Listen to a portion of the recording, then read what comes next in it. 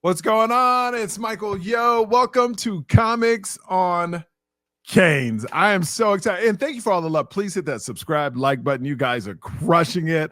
Like I said, you know my goal.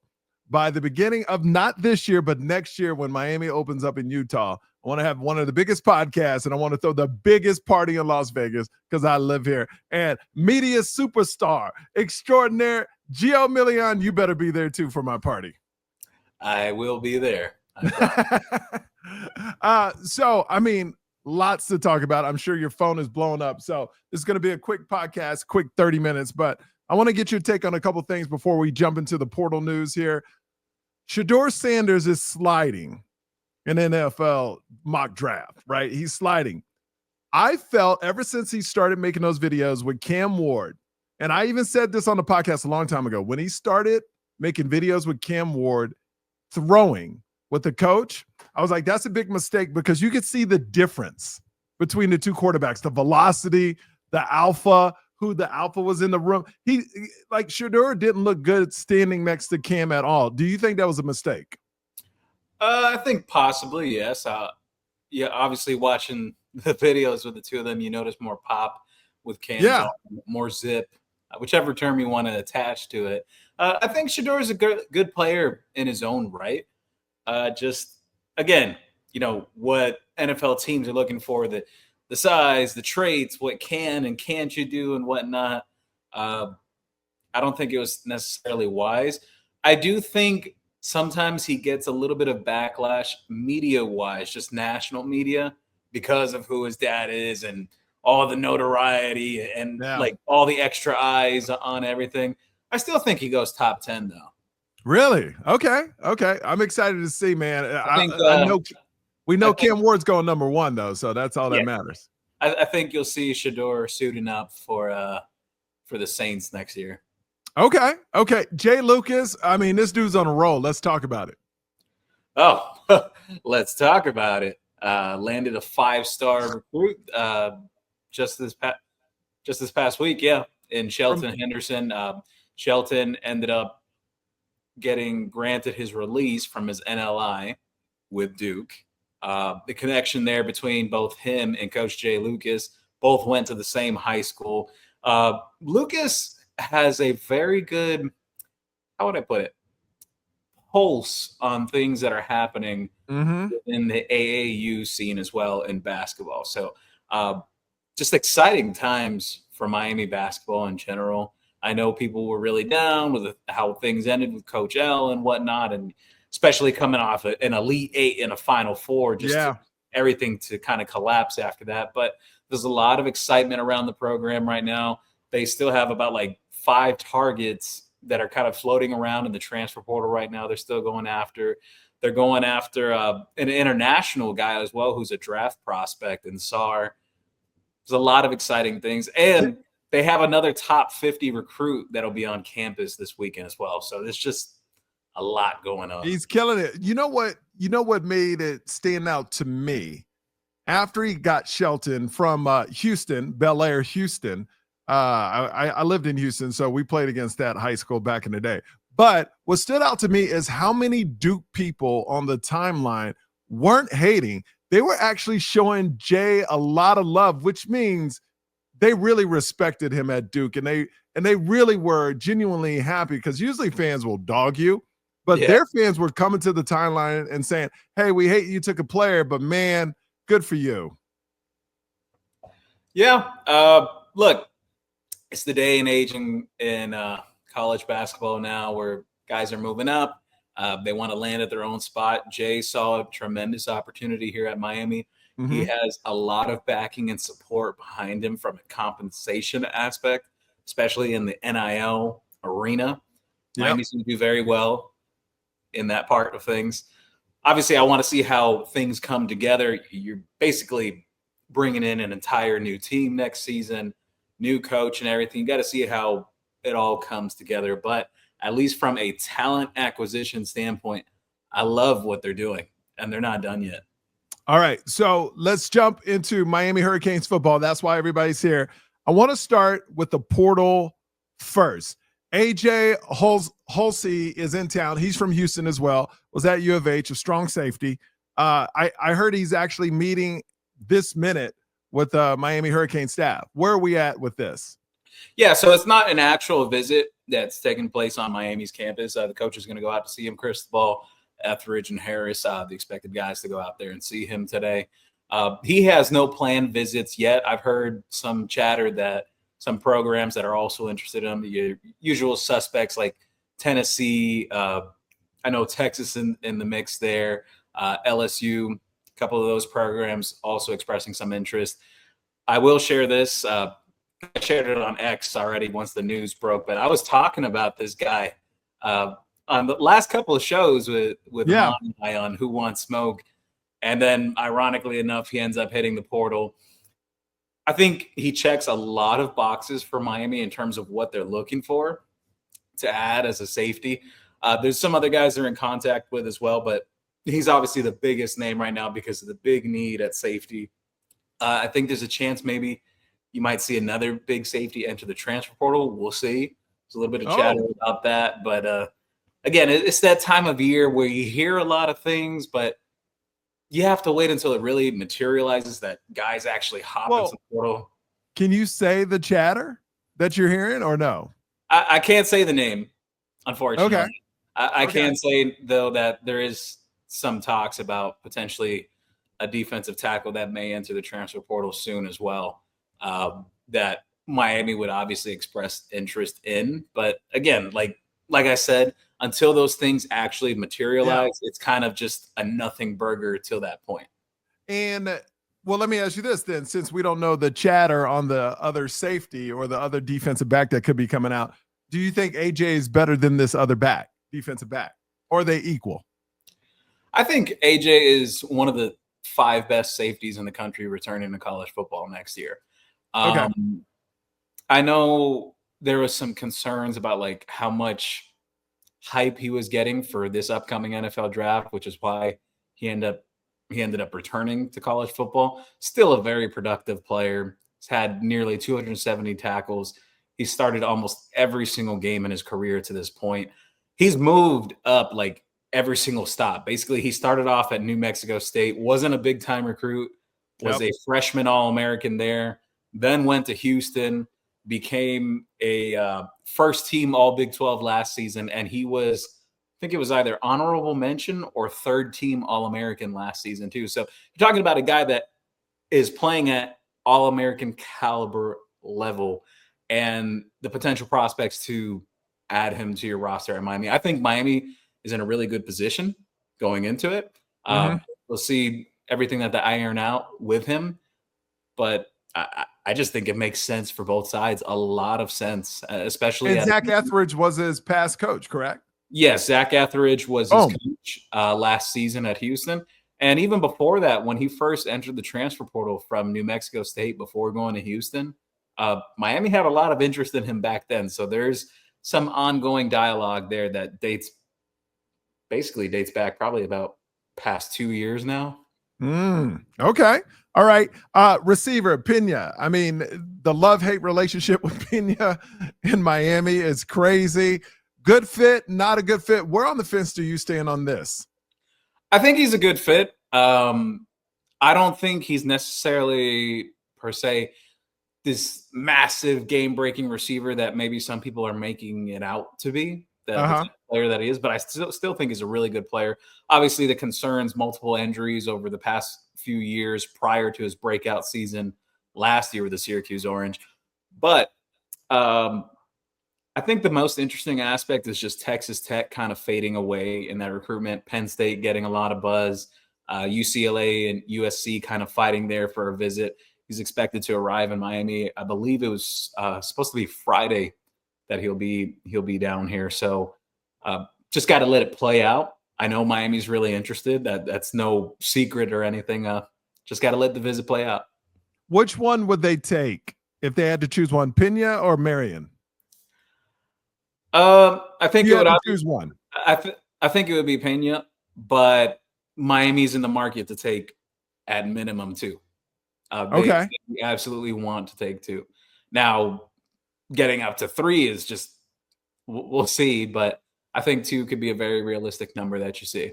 What's your take on Marion? I love what he brings to the table as a return man, special teams factor, limited production as a receiver. Spoke to a couple of people that have been around the BYU program the last couple of years, just yesterday, actually. They're really excited about him. They thought he was going to step up into a bigger role this year. So it was kind of surprised to some people that he ended up leaving the program. Arizona State in the mix there. Tennessee, I feel like I'm probably forgetting another program. But again, that's another one of those scenarios that you have to let these visits play out because Miami's got 3 guys that are going to be visiting at wide receiver over the next few days. Not today, but Thursday and Friday, they're going to have these guys coming into town, and they're going to kind of size them up in person. Wait, so they're having 3 more guys come in? No, not 3 more. Well, 3 in total. Oh, 3 in total. So 2 in. Okay, got you. So they'll get to. Not saying all 3 will be like, yes, I want to come to Miami, but they got to figure out, do they want to take 1 or 2, especially without. I mean, here's the danger. Competition is competition, but let's be real. We're in the NIL day. Kids are more sensitive. They're not going to stick around. You grab 2, you're going to lose some receivers and maybe some good ones too. Yeah, it's always a balancing act, especially when you're pursuing guys in the transfer portal. Miami's handled that pretty well for the most part. Again, obviously what you mentioned, the concern that if you land 2 guys, is someone gonna put their foot out the door? Yeah. You got to see. But this is also why they've also been very transparent with their current roster. Like, hey, like this is kind of what we're doing. This is what's going on and whatnot. So they're not really leaving guys in the dark like it's some big shock or surprise. So I saw a running back stop by from North Dakota State, I want to say. Shamar Brown. Yeah. I now, do you think the coaches, because they're honest, let's say Miami's coaches are honest. I mean, is a running back coming in and going, hey, we got our 2 running backs. You could get some playing time at third. Do you think they're that honest, or are they saying, hey, man, during practice, it's an open competition. Who knows? Which message do you think our coaches are saying? The message that I understand that they're telling him is that he's going to be able to come in and compete. He was an FCS freshman All-American last season, one of the best in his classification. I think he's got some serious talent. You're talking about a kid that's like 5'11", 215 pounds, can move as well. Obviously, stiff competition there from Nebraska, hometown team. He's originally from there. Nebraska is still trying to build up their program, similar to like Miami some years ago, trying to take the next steps forward. But just got to see how that plays out. I know they still have had some contact with the NC State running back, Kendrick Raphael. Okay. Who's from Naples, Florida, out here in the Sunshine State. But that's who they want, though. They really want Shamar Brown. Okay. Now, Braxton Feely, Boise State linebacker. Wait, linebacker or defensive tackle? Defensive tackle. That's right. Defensive tackle. Where is he, and do we want him? Things have kind of started to fade there, actually, after his visit. I always try to stress this to Miami fans when some of these kids come in on visits. It's not a definite thing that Miami's going to take all these guys. They like to bring them in, size them up, see how they are in person, especially from a measurables aspect as well. This is also why I mentioned, too, that there is some anticipation that someone else could enter the transfer portal at defensive tackle, but things have kind of slowed down a bit there between Miami and Braxton Feely. So let me ask you this about Braxton Feely or any prospect that comes in. Do they like when you say sizable, do they actually have them test and like do they measure them? I wouldn't say a full-on test, but they do execute some form of like pre-combine stuff, like measuring these guys and everything. You're like, okay, they're a real thing, like measuring them, weighing them and everything. Wingspan too and all. Okay, so that's good to know. Yeah. That's good. And some you see on tape and you're like, wow, they're great. And then you see them up close and you're like, oh, okay, they're not as big as we thought they were. Things like this. That's why Miami likes to bring some of these guys in on visits. They do it especially for high school, but they're really serious about that with the transfer portal as well. there's a lot of heights and weights that get butchered on rosters around the country. Yeah, especially heights. Let's be honest. Heights get butchered all the time. Now, let's talk about, is there any other portal additions we need to talk about before we move to recruit that we should be looking out for? Well, we mentioned the running backs, spoke about 2 of the 3 receivers. They're going to have Tony Johnson from Cincinnati on campus this week as well. Okay. He's from Ocala, Florida. He had 6 touchdowns last year for the Bearcats. Led their team actually last season. Anyone else out there? Let's see. I guess the other 2 I would mention, 2 or 3.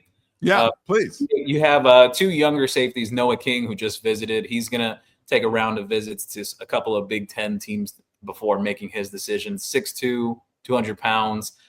From what I understand, a laser 4.4 40 coming out of high school in the Ohio area. He was a top 10 recruit in that state this past recruiting cycle. So he's actually a true freshman. He hasn't played any college football yet. Yep. Has all his eligibility. Gregory Smith III from Florida is officially in the transfer portal now. There's been contact there between him and Miami. And then another safety, I think it's just something to monitor. I don't think it's like advanced stages of discussions between the 2 parties, but I know Miami's expressed some interest in Louisiana Monroe safety, Wyatt Williams Jr. Okay. Had about almost 100 tackles last season. Some really impressive performances too, actually. From what I understand, he had like 13 tackles, interception against Texas last season, 10 tackles, tackle for loss against Auburn. So some real production there. I guarantee you this, after all the slack Mario got last year about defensive backs, it seems like the pendulum has swung the other way where we're going to bring everybody in and let them compete and take the best ones. And the other ones will transfer. Yeah, pretty much. I know some people are concerned with like the linebacker situation too. There has been some contact with the BYU kid, Harrison Taggart, who was initially a Mario Cristobal recruit. Yep. Mario left the program in Eugene. 10'6", 900 meter coming out of high school. He's about 6'1", 230 pounds, had about 70 tackles last season. Okay. 2 years as well. So there's been some contact between both parties, but there hasn't been a lot of options at linebacker that have entered the transfer portal. I know there was one that they had some discussions with, which was the other Boise State kid, the linebacker Andrew Simpson, but Miami decided to not go in that direction. Okay. All right. Now let's jump into recruits. I want to start with the biggest fish, Jackson Cantwell. I want to give you, I know he just postponed his timeline again. I think it's May 10th now. He was supposed to do it at the end of the month, but now it's May 10th because he's going to take another trip to Georgia. If he didn't take this other trip to Georgia, I already thought that Miami was going to have it because I thought the Oregon thing was just, let me go there, please them. I know where I'm going, but they begging for another visit. So I'm not going to be a dick. I'll go, So I felt the Oregon play was that. For some reason, I don't feel the Georgia one is. I still think Miami's in the driver's seat, and maybe he's being respectful to the other 2 schools because you never know what'll happen in the future. But Oregon, in my mind, is not even in the game.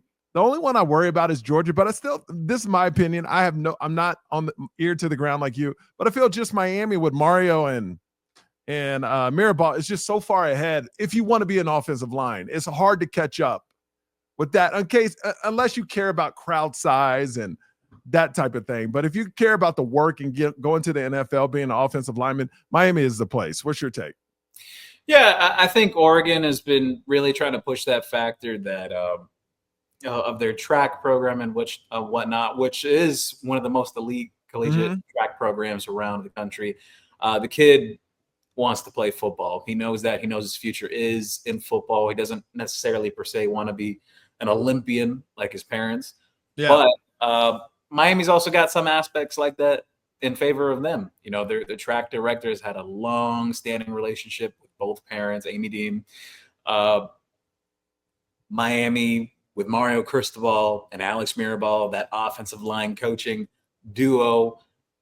Cantwell knows very well that Penei Sewell was a Mario Cristobal guy and an Alex Mirabal guy. He knows that, yes, he did go to Oregon, but he wasn't developed by that coaching staff that's there right now. He was developed by the staff that's at Miami. He knows and understands that aspect.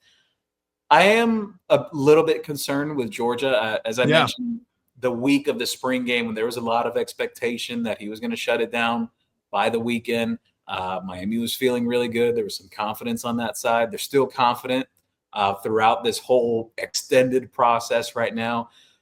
Georgia's the one that has me a little bit concerned because they were making a very hard push during that week when he was considering basically making a commitment by that weekend, which was the week of the spring game as well at Miami. So that I would watch closely with them. He's got a great relationship with that coaching staff. The only argument I could give about Georgia is their offensive line was horrendous last year. And even though they play in the SEC, their line was horrendous. So the selling point for them is you can make us better. You can play right away to Jackson, but that's the sell that Mario and Mirabal have too. And you're going to be on an awesome offensive line.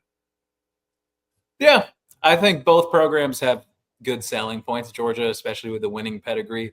I know obviously that they didn't have their best season last year, but again, if you asked me right now, or you asked me about 2 weeks ago when it was the spring game, I've had my pick in for Miami. Haven't moved off of it, not moving off of it today. Right. We'll revisit this in a couple weeks and see where things stand. And how long do they have before they have to really decide? Because we know the window shuts down, I believe, this Friday of taking visits, but they have till what? The beginning of school, right? The next semester? For the transfer portal guys? Yeah, to actually make a decision. So you have to get your paperwork in to enter the transfer portal by Friday at midnight before then. Actually, much earlier before, because admission and compliance offices will be closed way before midnight. Yeah, 100%. 100%. So you got to get your paperwork in by then.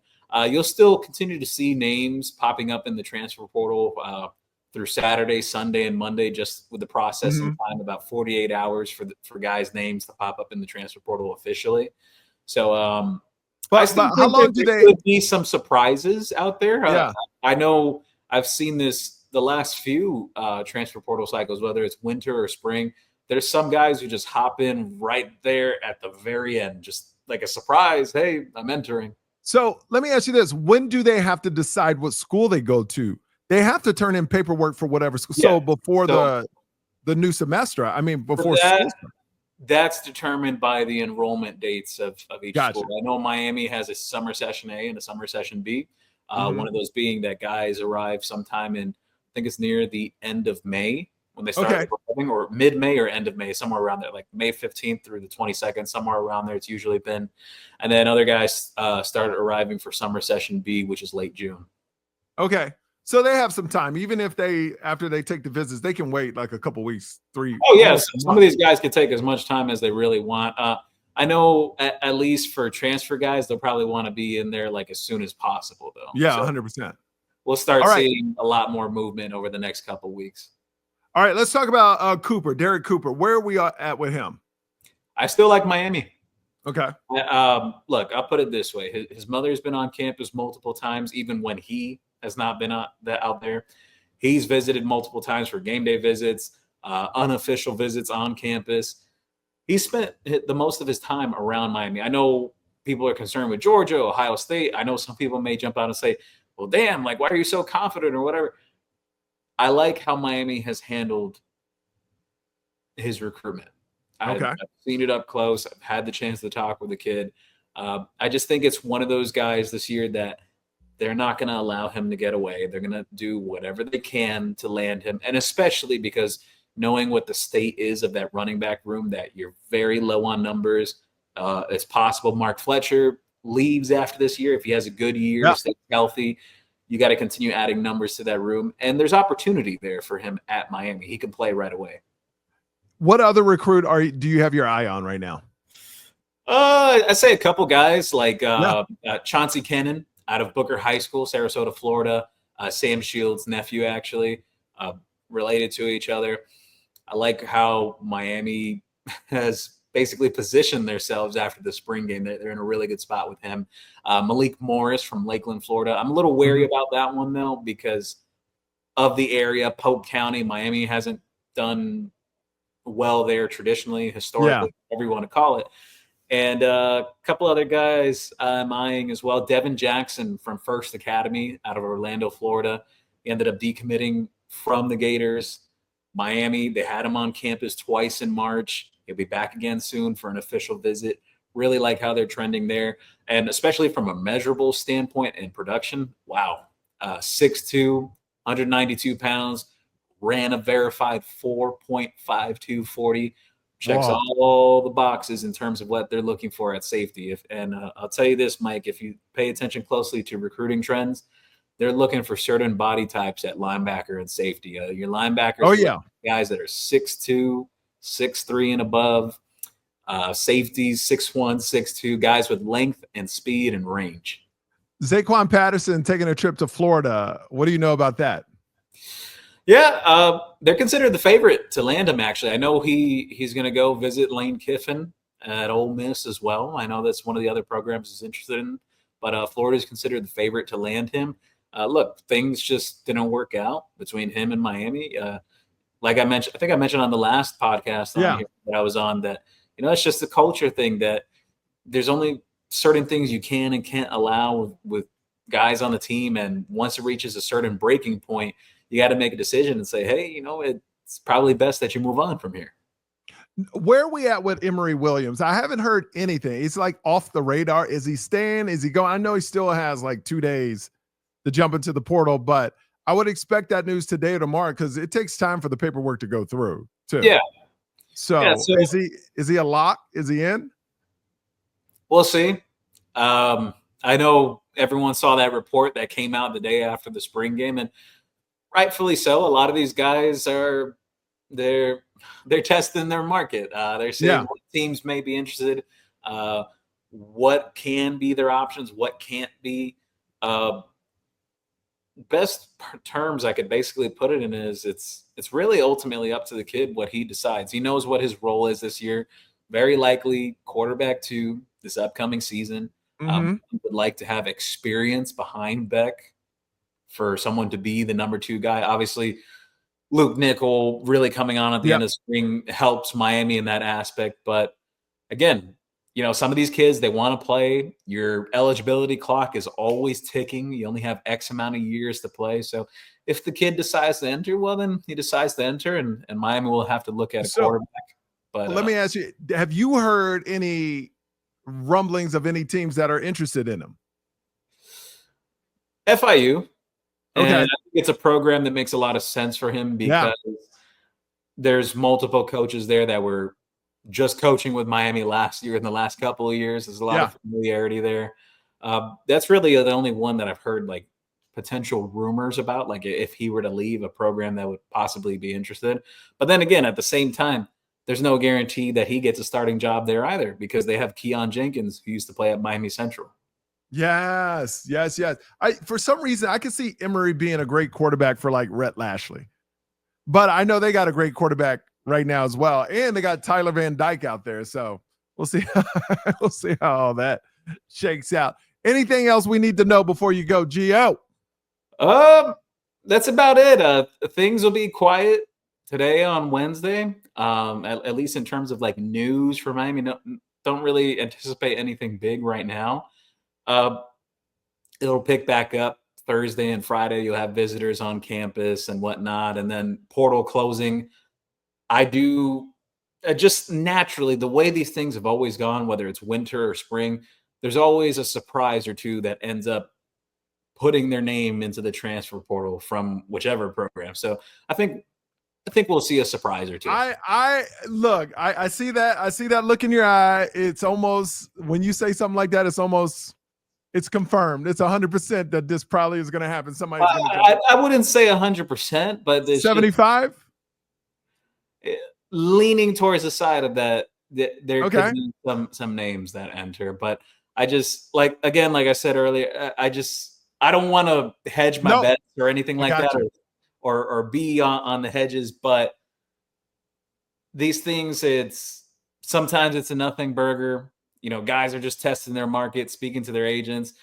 Yeah. Sometimes they enter and you're just like, look at the Nico situation. No one saw that coming. Man. Well, it basically just happened. And then he was right in the portal. Like no one saw that coming. This dude, Nico, is now going to be everybody's enemy next year. So many people are going to be rooting against this dude, I think, which, hey, it's business is business. College athletes I think the athletes are rooting for him now. I think he's paved. He's a trailblazer, basically, what he's done. Yeah, but I don't think it's. See, the thing is, I don't believe college athletes, even the best one, which he isn't the best quarterback in the league, they don't have that type of power. I don't think and I don't think the coaches will allow it in college. In pros, everybody's paid. Everybody's a professional. I think the coaches, I mean, honestly, I wouldn't have been shocked if they all called each other and said, nobody pick them up. Like, I could see something happening like that with coaches, but there's always going to be one greedy coach that will pick them up. But I feel like those coaches in college, since they have to do the grind so much more than NFL coaches as far as recruiting all 24/7 now, even you still have to. I was talking to one of my friends who's a college coach. He goes, it's not just about getting the player. You're even still recruiting the player when they're playing for you. Like, it never stops. It never stops. Mario Cristobal said it. He said portal was always open and everyone is in. So I could see coaches being like, yo, man, nah, nobody picked this dude up. And I guarantee you that will happen. Someone will get blacklisted. Like, all the coaches are gonna be like, nah, you go play at coaches do talk. They do talk, they ask each other about certain players and whatnot. Word gets around. Jaden Rashada. Yeah. But he never proved anything either, though. I heard Tulane could be a program to watch out for him. Oh, okay. Well, I never root against a kid, but you played your cards wrong, and sometimes that happens. All right, Geo, Who Wants Smoke is the podcast. When they do a podcast with Amon, let me tell you this. I watch it. Here's the thing. I will tell people that watch Geo, I like watching the YouTube one because when you comment, you guys can see it. On the Twitter one, it's just mass hysteria. So many people, y'all don't see those really jump on all of those comments. So, I mean, because y'all got thousands of people watching it on Twitter, which is amazing, or X, whatever you want to call it. So, Who Wants Smoke? Anything else you want to promote, Geo? No, that's about it. You can catch us on Who Wants Smoke _Inc. on YouTube, or it's always live on the page. It's a live show that we do. It's raw, unedited, just unfiltered, just straight right from the source. So it goes live on X and YouTube. We'll actually be live later today, around 7 Eastern time. Nice. All right, Geo, man. Hey, I appreciate you so much, and we'll talk soon. Thank you, Mike. Take care. All right, everybody else, like, subscribe, hit that button, man. We appreciate you watching. It means so much. We'll see you next time. Later.